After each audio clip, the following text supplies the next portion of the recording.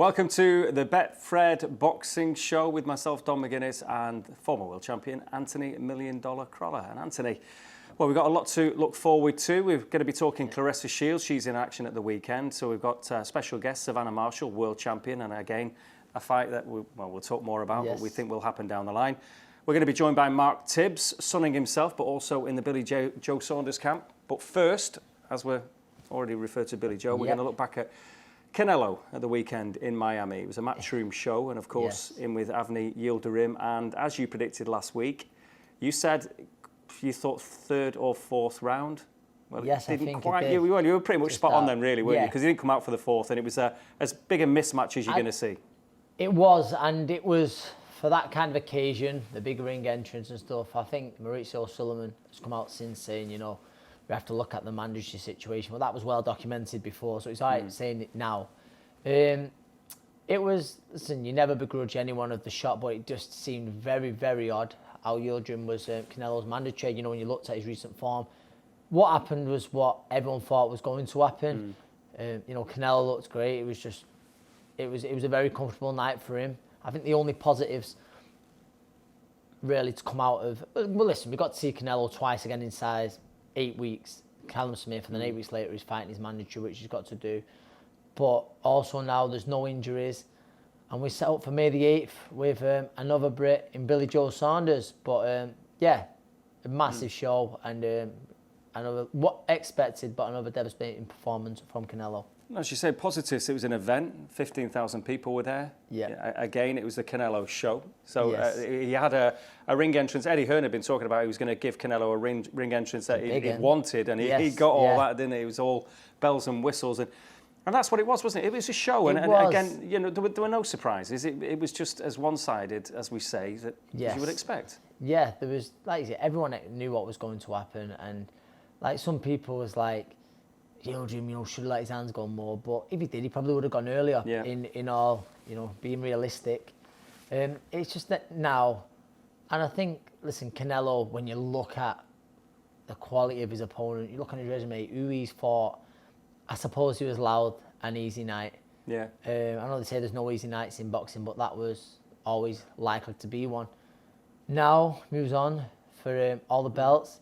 Well, not all the belts, because obviously Kelly Plant's still got something to say in that, but another unification with Billy Joe Saunders, and we look forward to that now.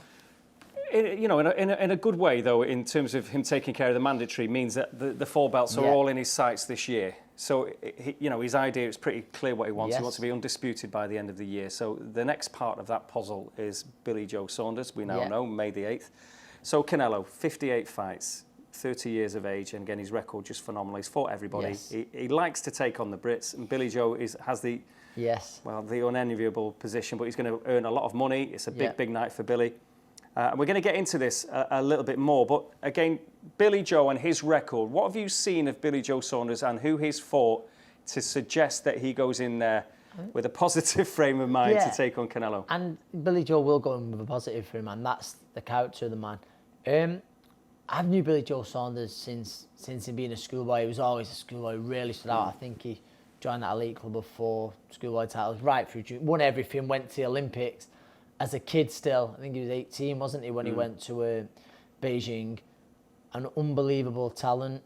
I think when there was Billy Joe, DeGale, Frankie Gavin, who turned over with Frank Warren, although we'd not won what they had, a lot of people picked him out to be the star.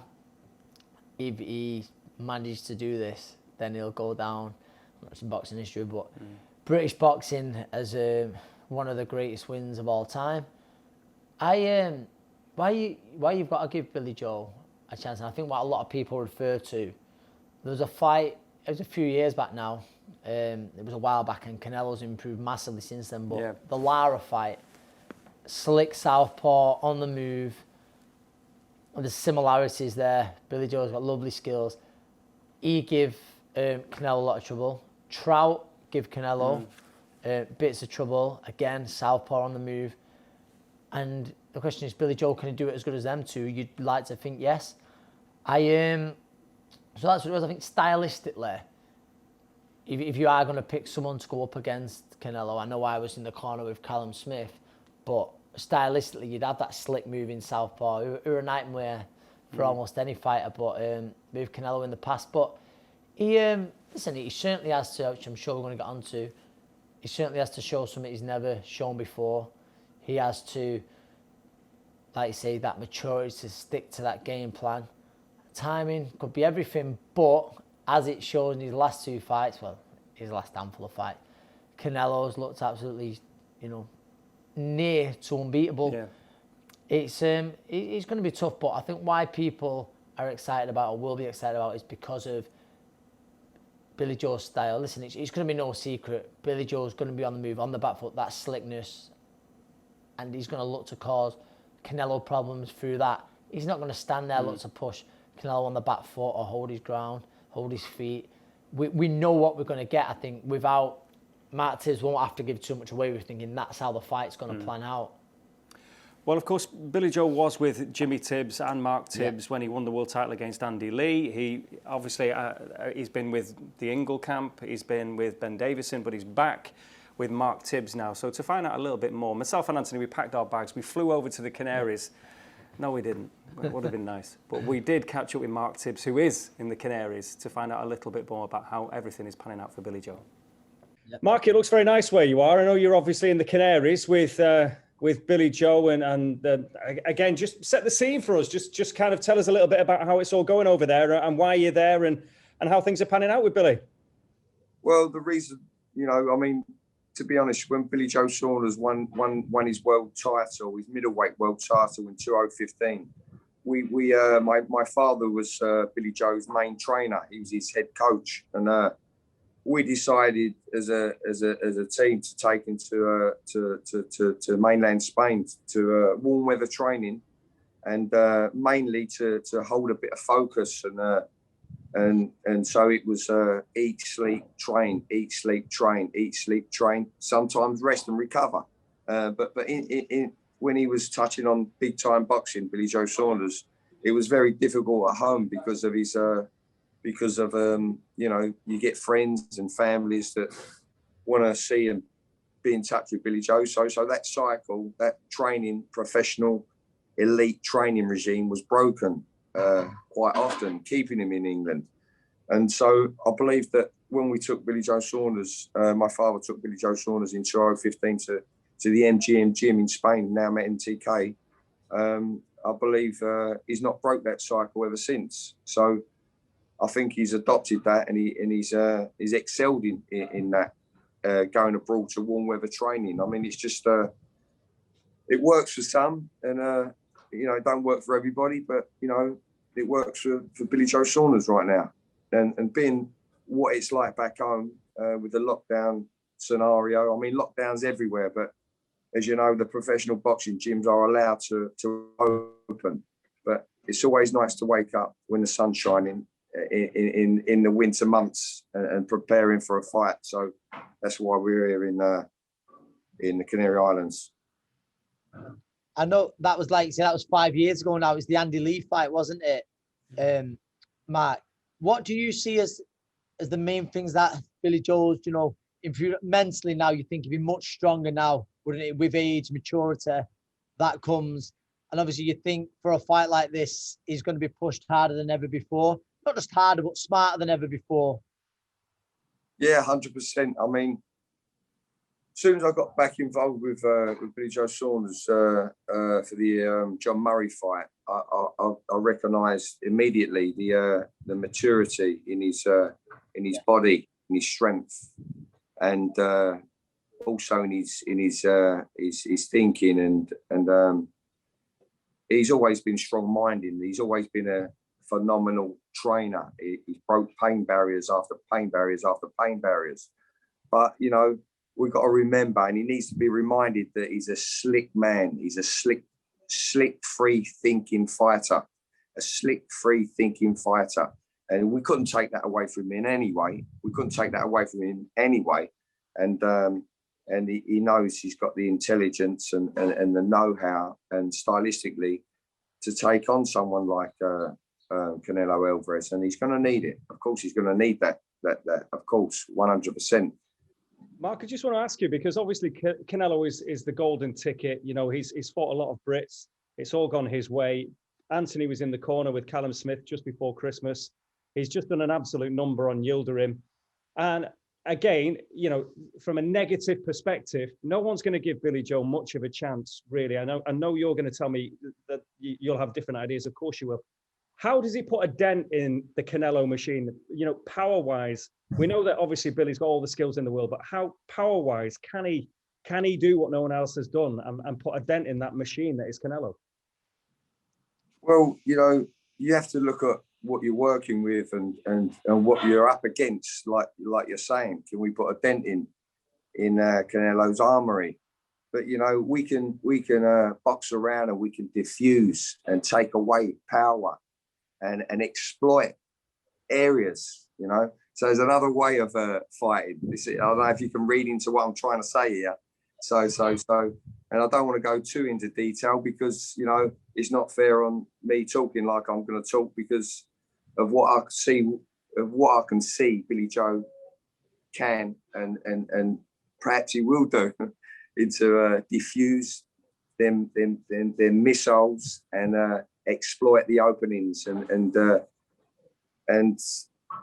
set traps ourselves basically and make him fall short, encourage him to swing. I don't want to go too much into detail, but it's all about boxing, outfoxing, chipping and clipping.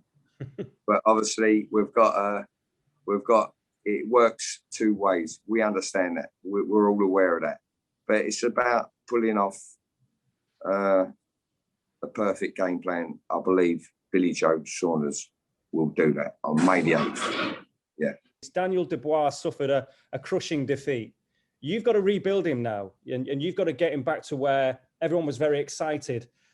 I mean, it's just been that kind of year, hasn't it, in a way, that these things have happened. How are you going to pick up the pieces, and how is Daniel now? And you know, again, he should still be one of the big heavyweight, exciting prospects. I'm sure you'd agree with that. Yeah, 100%. I feel that, you know, I've been around Daniel in the Peacock Gym where we all work together. So although I never worked close alongside him, you know, I couldn't help but notice him, you know, working there for a long while. But I feel I can bring some new elements to Daniel's game, and by bringing in new elements to Daniel's game, he's going to give him confidence. Not saying he lacks confidence, but he's going to give him another level of confidence by bringing new stuff, new ingredients, new flavour to his work. You know, I feel I can do that in quick time with Daniel. I've not actually spoke to Daniel. I spoke to him on the phone a couple of times, but he's with my other, you know, my guys that they're ticking him over. But I hear he's very, very happy and he's in a good place right now. But I'm a kind of trainer. I need to put my own stamp on him as well. So unless I can, you know, after when, you know, I get over, I've got obligations at the moment with Billy Joe Saunders, but my father is doing a bit with Daniel, and he's very, very happy in how he's coming along so far. But going back to your question, no, I'm very confident in bringing some new flavour to his game, and therefore it will be apparent in his next bout, whenever that's going to take place. So yeah, I'm looking forward to the challenge, Joe, and I'm really looking forward to Daniel Dubois' next phase of his career. Well, interesting to hear Mark there and breaking down how he sees Billy Joe and Canelo going. It's interesting, obviously. Yeah. I mean, as you pointed out before, that, you know, we know how slick Billy Joe is, and he's talking about kind of trying to get in those areas that maybe with, I don't know, his slick style, but it's still a massive task, isn't it? Of course it is. Seeing up close, just defensively, how good Canelo is. That's what makes the job so difficult. Like I said, for me, that was by far his best asset. Very good all around, but his defence. So obviously what Mark's saying makes sense, you know, getting there, exploit those areas. But obviously once you get there, it's then finding a way through again. But listen, it's no secret. Obviously, Mark didn't give, you know, much away. You couldn't be wrong to say, you know, what they're going to do. But you'd be very, very surprised if it doesn't involve the slick boxing of Billy Joe Saunders trying to cancel out anything positive that Canelo's doing and sort of to steal the fight. Where's the power going to come from, though? I mean, again, it's the big question. As we put to Mark then, how do you put a dent in Canelo? Yes. It's very easy to ask that, but... No one's done that so far. You think, I know Callum Smith said this, you think that you've got to hit hard enough to get Canelo's respect. And listen, Billy Joe, you don't win world titles, you don't beat some of the top opponents we have without hitting hard enough. But I don't believe that's going to play too much of a factor into his game plan. He's not going to be, planting feet looking to hurt Canelo at all. I think he's looking to box the ears off Canelo, to outbox him. And that's what it's come down to, his skills. Also, there, as we heard at the end, about Daniel Dubois, Mark joining up with Daniel.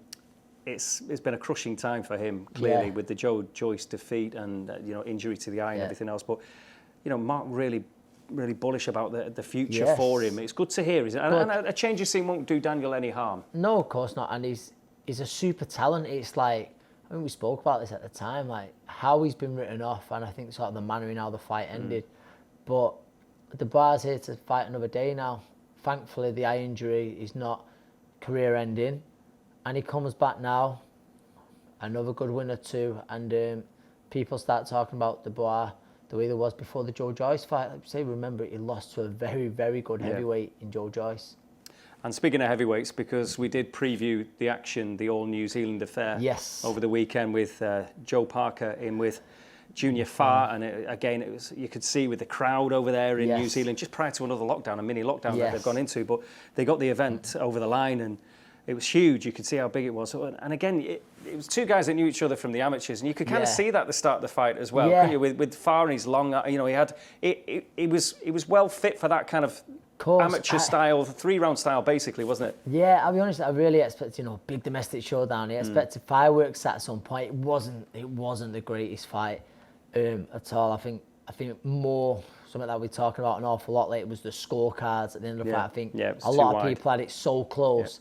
And then to have give it Parker the way, by the distance on the scorecards that it was wrong, which would need some explaining. But we say all the time, bad scorecards are always going to be a part of boxing. But I think now Parker moves on. There's not too much to take from it, too much to get excited about from that performance or that fight even. But I think a fight now I expect to see what we've spoke about before, what's been talked about is the Derek Chisora fight. Or Derek having another go. In some ways, though, because we say a lot that, sometimes in defeat, a fighter's stock can rise. And sometimes in victory, a fighter's stock can fall a little bit. Yeah. Did that do that to Joe Parker a little bit? It possibly did. Listen, if you look at, obviously, Derek's last fight, he gave Usyk a great fight. And then we're looking at that a weekend. It was disappointing. It really was. So now it's sort of like, does that fight have the same appeal? But being honest, I think that fight will happen, and they'll put some kind of eliminator on it to then lead to a final eliminator, which I think will happen. And Derek Chisora always brings the action. He's always ready. So him and Parker does make sense. Yeah, and again, that's that rung below the obvious Tyson Fury and Anthony Joshua. We're still up in the air with that one anyway, aren't we? Of course, that's it. We don't know when that's going to happen. So if that doesn't, then it puts the winner of that in line, sort of thereabouts for either a final eliminator or one of those two. There was a card, obviously, on Friday night, and it wasn't the card that Frank Warren wanted initially. Obviously, it was meant to be Carl Frampton, Jamal Herring. That's been put back, as we know. But then, a fight we were talking about, I don't know whether we jinxed it or not, because Anthony Kakachi, who's not had much luck at all in his pro career, the British champion, was taking on Leon Woodstock, and again, then a positive COVID test. It's all off. And Anthony, all that work that he'd put in, I mean, it's horrible, isn't it? But I feel massively it's such a part of the game, but it's horrible. And for Woodstock as well, who tested positive. Hopefully he's good and he's recovering. But he's waited 15 months to be out there. He's finally getting his night. He's headlining after Carl's fight, being moved out to Dubai at the start of April. So that was his big night, Anthony Kakachi, and Leon Woodstock as well, challenging for that British title. So it was just, it was disappointing. And do you know what? Fair play, the show, they still kept the show on. They kept it showing it on television. And obviously on that, we've seen what got promoted to a main event between Hamed and Kadimi. It was a great fight. And then there's just a handful of fights on the undercard. Obviously a lot we'd be talking about Tommy Fury's fight because of, you know, the big social media and everything, obviously because of the name. But it's this is sort of what I wanted to say was there was a lot of people sort of taking digs at the opponent. He fought Scott Williams from Manchester, actually. You know, who's had he's not registered a win yet. But that Scott's job's out there to take prospects the distance, and most of the time he does that.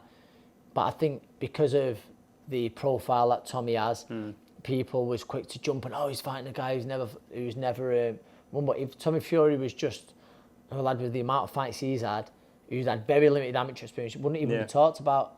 But also what I like to say is, you know, for the people who have digs and stuff like that, I might be wrong. I know nothing. However, I think a big reason that show stayed on and it got televised still was because of Tommy Fury, because of the views he would get. Not the views that I think, you know, his older brother in it, which someone stuck on social media over the weekend, but he still would have attracted a big audience. Since then, one of the Paul brothers, I think it's Logan Paul, they've been a bit of back and forth.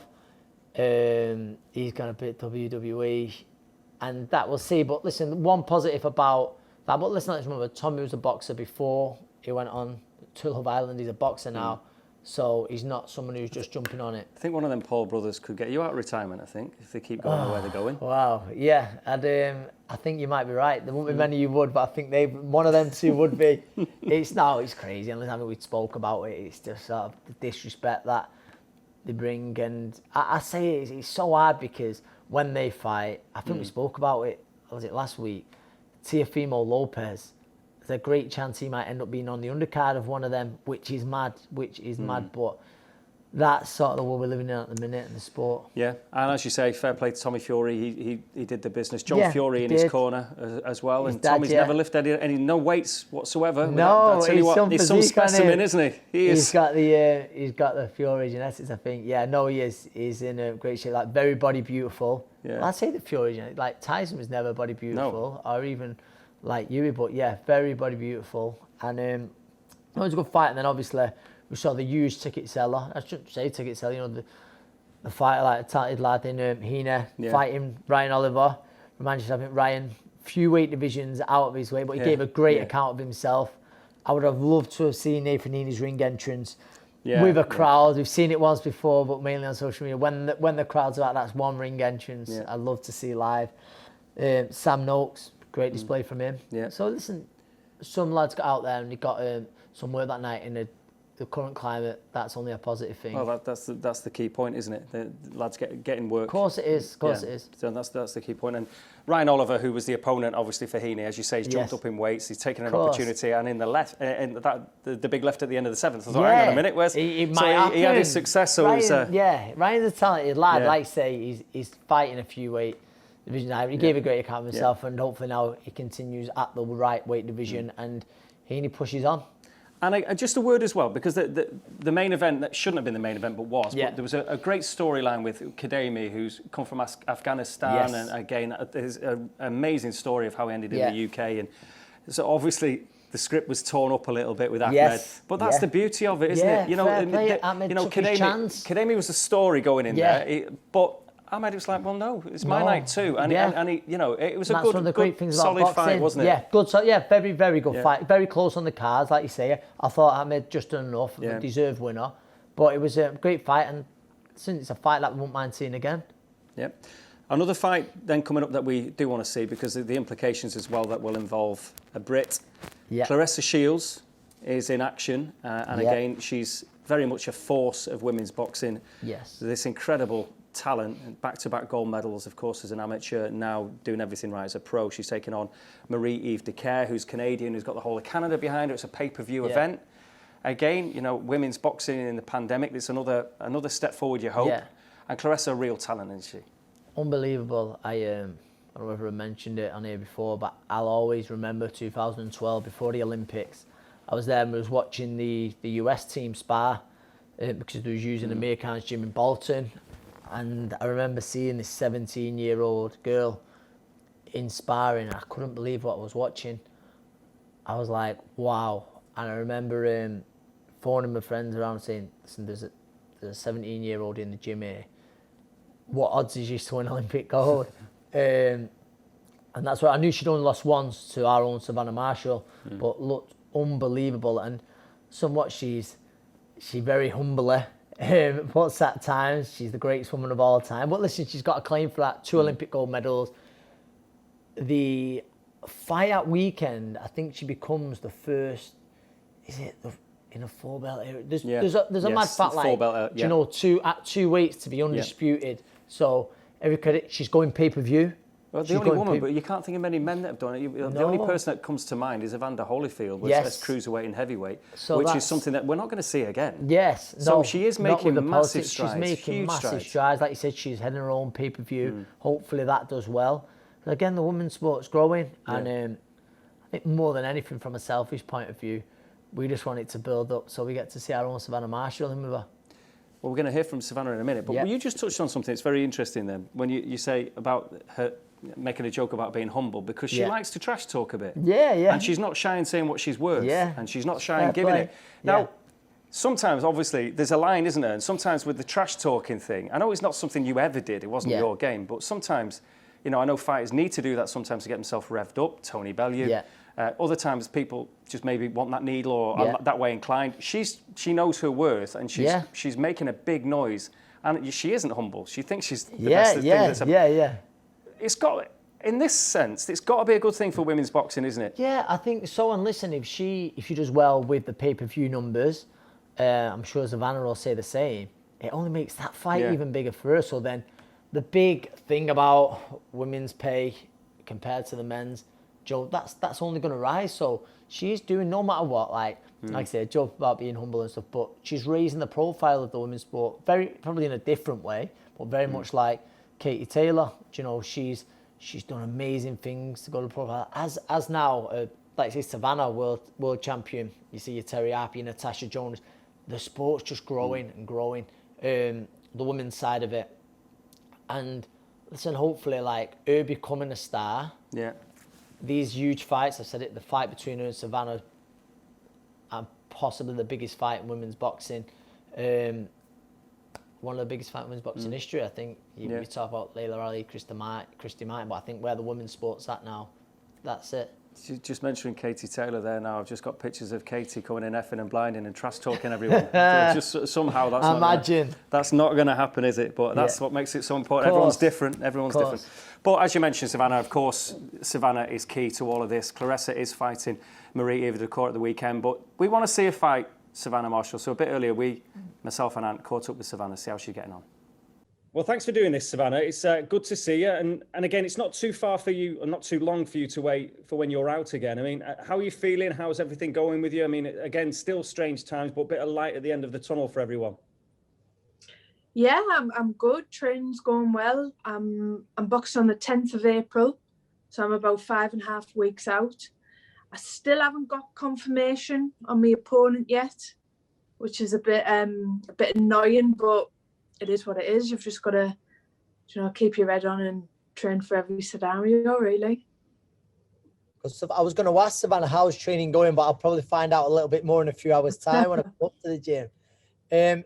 Good, you feel in a great place? I said it to Peter last week. Do you feel, since you become world champion, there's always a saying that once you become world champion, so many fighters improve 10, 20%. With that, do you feel, sort of since the Anna Rankin fight, you become world champion, how do you feel like yourself? Do you feel there's improvement in you? I feel, to be honest, I just feel the same. I just feel like I want more of it. Good, yeah. Kind of like being a world champion.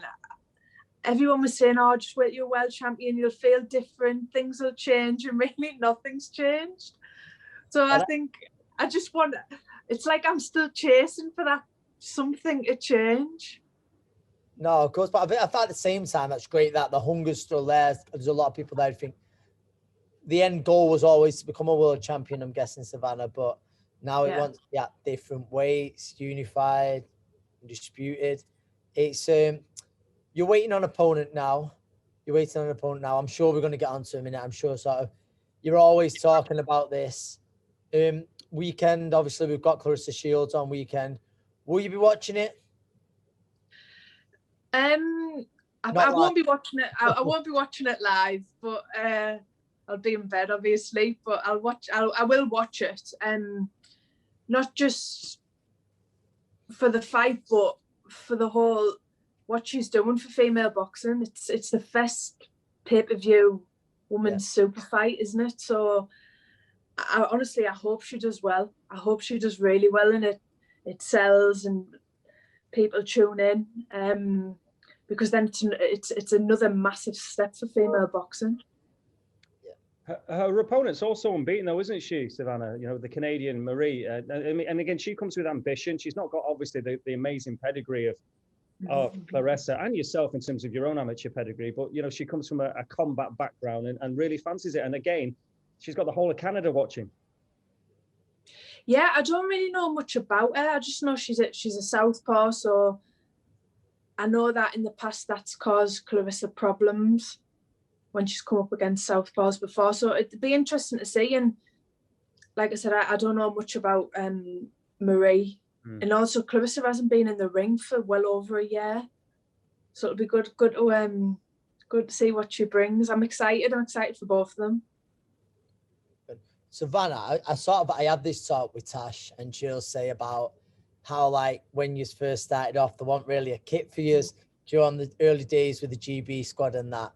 What do you think the way, obviously it's been for the better, but the way the women's game has changed now? Obviously there's yourself, Tasha, Katie Taylor, Clarissa Shields, but the amount of girls that are coming into boxing because of the likes of yourself, where do you see the future of the women's sports going? It's going one way.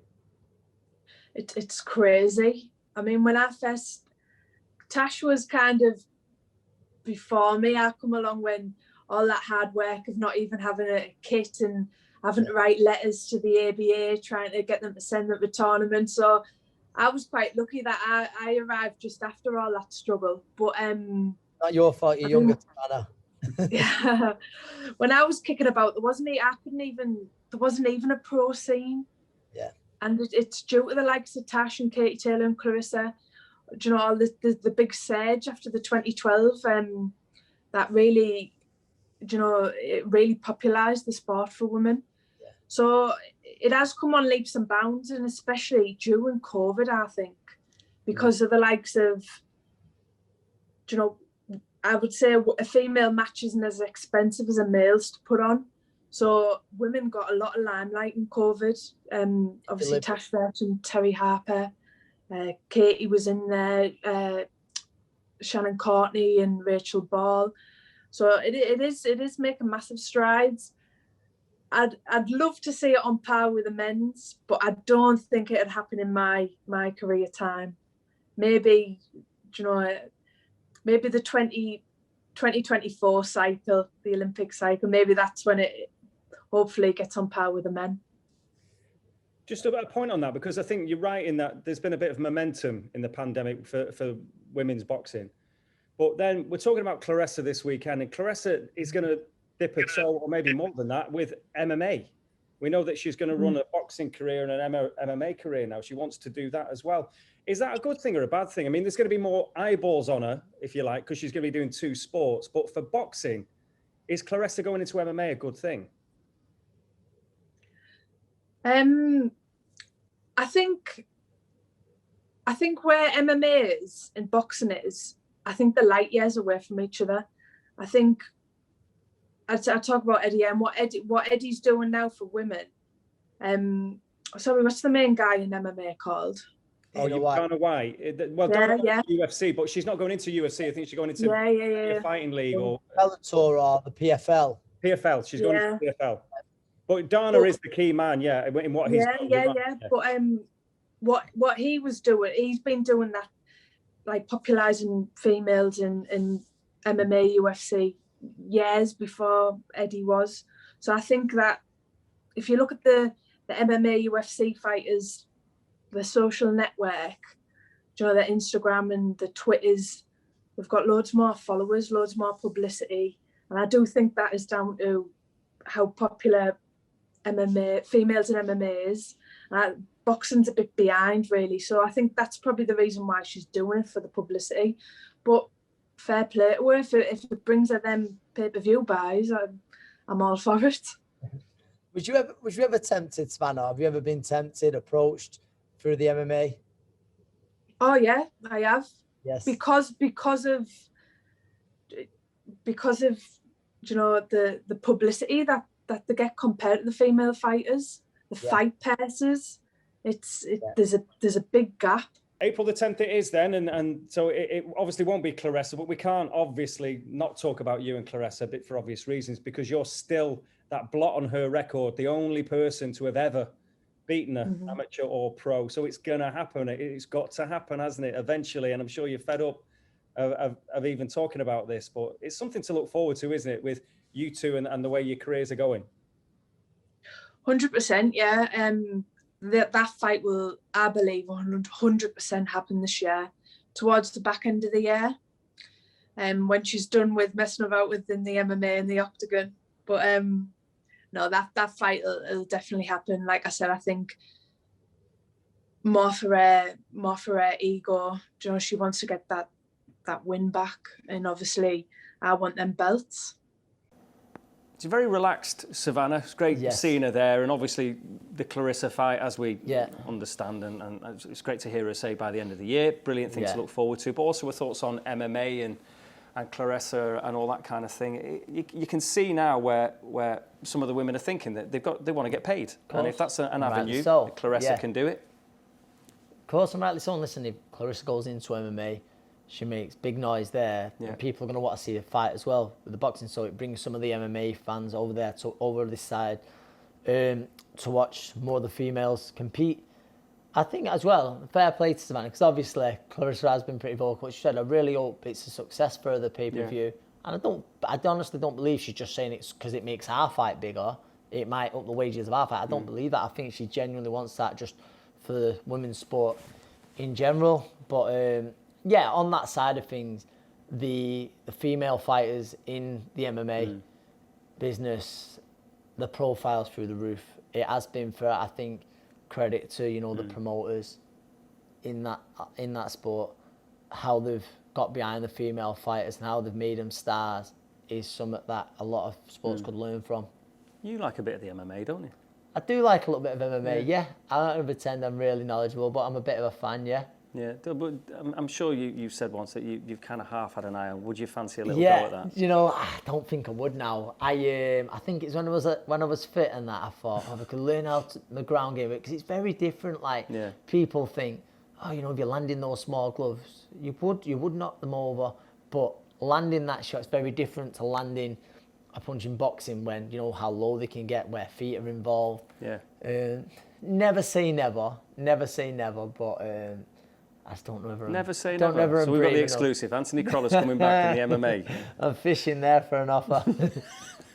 Well, somebody that is very much involved in MMA and somebody that knows Savannah very well is Liverpool's Molly McCann. Very tough operator, isn't she, Molly? But started off in the sport of boxing. She did indeed, and our producer Josh went to grab a word with Molly. You mentioned Clarissa Shields a moment ago when talking about the women's boxing. And she's going to be stepping into MMA as well as carrying on her boxing career. What do you make of that from Clarissa? And she's obviously, you come from an amateur boxing background. How different is it to go from boxing and learn these different disciplines and stuff as well? So you've got is it called the purist? You have this mindset, right? And I think Clarissa has this godlike mindset, which she's earned, so she can have that. I'm not disputing that at all. And I had it just being, I didn't do anything boxing. I won an ABA title, do you know what I mean? But I couldn't even lace hair boots up, do you know what I mean? That's the difference in the levels. But she will come into this thinking,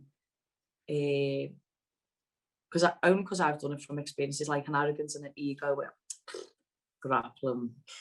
Do you know what I mean? Like, I'll put me in 4-ounce gloves and watch what I can do, which is the truth. Like, she's gonna put people away. But I think it's gonna be a lot harder than what she's expected it to be. She's gone to the right place, so she's gonna try and emulate Holly Holm. She's out in Albuquerque, she's out at Jackson Winkle Gym. And she's working with John Jones, she's working with Holly Holm. Michelle Waters, and so she's round champions, she's around the right mindset group of people, and she's not the big fish anymore. Do you know what I mean? Like, she's the little fish in the big ponds now, so hopefully that's a little bit humbling for her, and she's going to clean up wherever she goes just because of what she's done in boxing. Do you know what I mean? And then I think she'll sign a deal. I don't think she'll go to the UFC. I think she'll go there so she can always keep coming out if the money's right for boxing. But this weekend, who's she fighting? What's her name? Marie Eve, is it? Yeah. She's a lanky southpaw, and there's just not many more people for her to fight in boxing. Do you know what I mean? Like, this fight, Marie has done an exceptional job in going 17-0. There's no finishes there, so she's a technical fighter. Do you know what I mean? She doesn't pack much punch. And then you've got Clarissa, and you're watching her emulate like Alvarez and Anthony Joshua at the minute on her Instagrams, and she's like Mike Tyson. She's a bad man. Do you know what I mean? So I think Clarissa does it within 8. And there's only one fight left for her in boxing, and that's against my mate Savannah, who's already put a pasting on her once before. I say pasting, not a pasting. She's a technical boxer. She's got that lovely style, and style makes good matches. Do you know what I mean? And I think she would frustrate Clarissa, and I think they'd both. It would really go one way or the other with them too, because of how invested they are. Like, it makes me laugh because people go, Savannah's rent-free in Clarissa's head. Do you know what I mean? Because Clarissa just gets trolled to death from the English fans. But yeah, I think Clarissa will win this weekend, inevitably make her switch over and have a fight this year. I think she will be. They'll build her up, which you don't really get that in MMA. You don't kind of get, you just get a fight and have to kind of go, do you know what I mean? But I think she'll get drip fed people, and then the Savannah fight might happen. Just got to see what Eddie Hearn can do with Matchroom. When we talk about boxing, I think last year, Katie Taylor and Terry Harper, Tasha Jonas, Chantal Cameron's, Savannah Marshall, and Clarissa Shields really put female boxing on notice, to the point where Eddie Hearn's like, no, it's just boxing now. It's just boxing, do you know what I mean? So it's nice that everyone been knocking on the door for so long, do you know what I mean? And it's open. When you go back to like Jane Couch back in the day, she like not happened for her when she won her world titles, do you know what I mean? But now the women are able to make a living in a sustained, comfortable life. So there you are, Molly McCann with thoughts on her mate Savannah, who gave her a pasting, she says. So it's great stuff, that, wasn't it? Brilliant. Top work. Molly made some great points then. I think, like, not just because she's sort of agreed, it's very different, you know, putting the 4 ounces on, those small gloves. Oh, if she lands in them, of course, you know, but it's much harder to land in that sport than it is in boxing. Well, you're going to have to think about that now. You've announced your comeback to combat sports, but MMA. I'm already having doubts over it. Yeah, all right, well, we'll hold that. But what second sport would you have done? Second sport would have done? Good point. Do you know what? I think it probably would have been MMA. Would it? Probably would have been MMA, sorry. Yeah, I wasn't a good enough footballer. Done a terrible basketballer. I was a decent, you know what it was? I was a decent cross-country runner in school. Yeah. Might have done some kind of distance running, distance running. Yeah, fair enough. And before, we were just talking about Tommy Fury, who, of course, is courting that celebrity world now. And again, you touched upon the Jake Pauls of this world and all that kind of stuff. Just thinking now, then, before we go, Crolla's reality show. You know what I mean? If you're not a YouTuber, but we're delving into that world a little bit now. Yeah. And you like your reality TV, so you know, what would you go on now if given half a chance? We're putting you out there now, really. Yeah, you know, I want a commission for this if anything comes of this. Yeah, first the MMA thing and now this. Yeah. I think my favourite, the most enjoyable one, I think, is the Naked jungle, Attraction. isn't it? Naked Attraction, the possibility. Got asked to go on it. What was it? I had to go on like first dates once, but obviously wasn't allowed. Well, you're married, so it's a bit tricky. I wouldn't have got away with that. you know what? I think Strictly's brilliant, but I'm a terrible dancer, so Right. that's a no-no. Normally, sports people, and with obvious evidence, go for the jungle. Yeah, I think it's probably just a bit of mental toughness. Yeah. I think like that. I think, what's the other one? Big Brother. I think Don't know, I've never seen that. the real me had come out, won't be very well liked. That's finished anyway, I think, isn't it? I think so. Right. Yeah. You have to stick to training fighters, That's what it is, yeah. which I know you've got plenty on your plate. Any news from Yeah. your respective gyms? just- Because obviously you've got your own in Limeside, the ABC, Yes. where you train Rhiannon and you train James, and you work with Joe Yeah. still, obviously, with all the fighters in Bolton. So We what's going on? Everyone's just waiting. We said last Callum Johnson's just waiting to get his date nailed down in the middle of April. As I keep saying for weeks, Tasha's very, very close for the announcement of her big fight. You're like Eddie and Fury and Yeah, Joshua with this. I It's am. very I keep close. putting It's it up. very no, close. really but close. we're not- This we're not actually quite- is getting right. closer though. Right. This actually is getting closer, and yeah, just my fact is we're just waiting. Bit of light at the end of the tunnel now. Some shows hopefully end of May or June. So yeah, we'll have hopefully some news very soon. Great stuff. Enjoy the week, and Will do. everyone else enjoy the week. Betfred, the place to be for all your betting options. And this, of course, is the Betfred Boxing Show.